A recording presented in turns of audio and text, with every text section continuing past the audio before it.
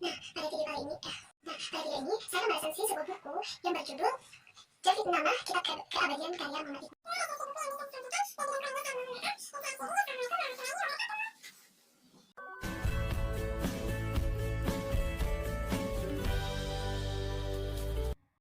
Bismillahirrahmanirrahim. Assalamualaikum warahmatullahi wabarakatuh.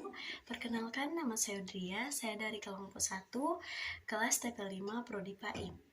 Pada video ini saya akan meresensi buku untuk memenuhi tugas dari mata kuliah Akhlak Tasawuf.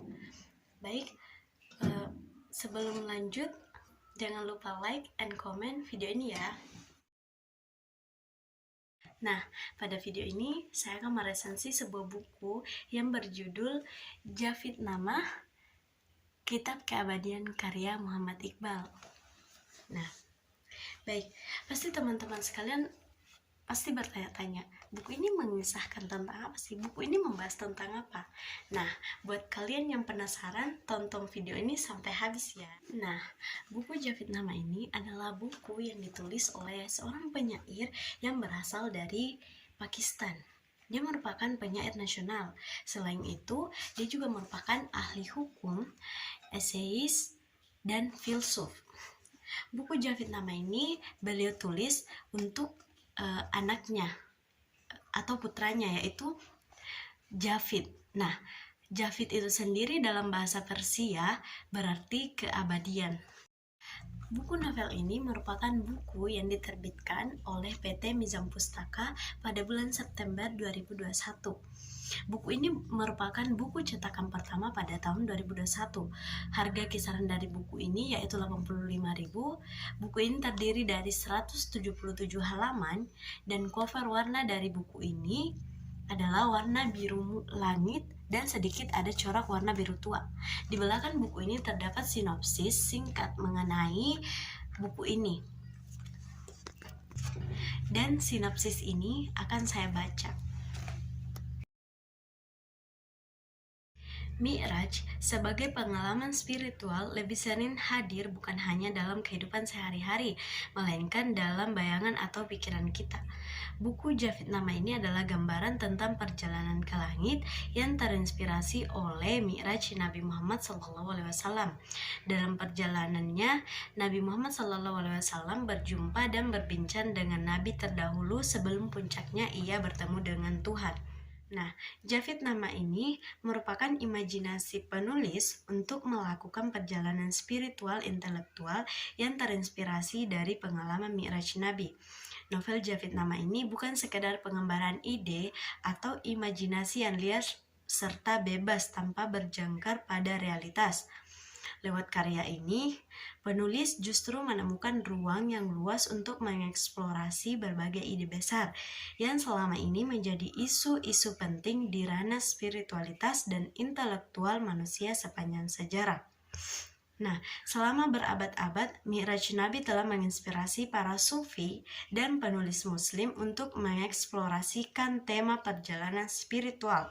Maka, si penulis tidak kekurangan preseden dan model ketika penulis mengadopsi Mi'raj Nabi Muhammad SAW sebagai wahana untuk mengekspresikan ide-idenya sendiri tentang pergulatan dan perwujudan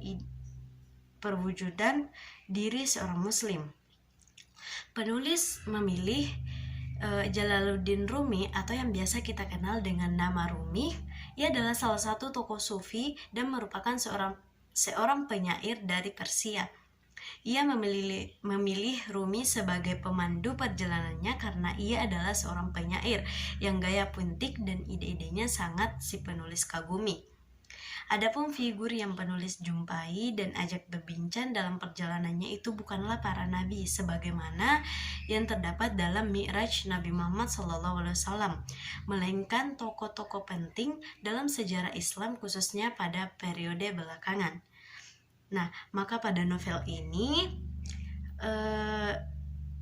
penulis yaitu Muhammad Iqbal mengajak kita melakukan perjalanan rohani yang akan memantik kerinduan terdalam kita akan hakikat kemanusiaan dan ketuhanan. Nah, bentuk sastra yang dipilih oleh si penulis untuk novel Javidnama ini menyebabkan karyanya ini termasuk genre yang mengisahkan perjumpaan di luar ruang dan waktu. Nah, di dalam Islam, Isra dan Mi'raj Muhammad SAW adalah sumber ilham yang tidak pernah kering dan sering dipakai sebagai contoh uraian suatu perjalanan melintasi langit. Sekalipun begitu, yang dipaparkan di sini bukanlah kisah suatu visi, tetapi suatu pemaparan tema demi tema yang dikembangkan dan dicirikan oleh berbagai tokoh yang dijumpai sampai nyair dalam kunjungannya ke berbagai tingkat langit. Secara umum, dapat dikatakan bahwa sajak ini membicarakan konflik abadi di dalam jiwa dan dengan menguraikan sejarah perjuangan umat manusia melawan kejahatan, menunjukkan kepada umat manusia jalan menuju kejayaan dan perdamaian. Sajak ini dimulai dengan suatu doa yang sangat panjang dan mengharukan dari sang penyair. Masih berada di bumi, dia mengadukan keluhannya kepada Tuhan tentang keterasingan manusia. Kelenyapan di tengah keluasan alam semesta terperangkap dalam dimensi ruang dan kesementaraan.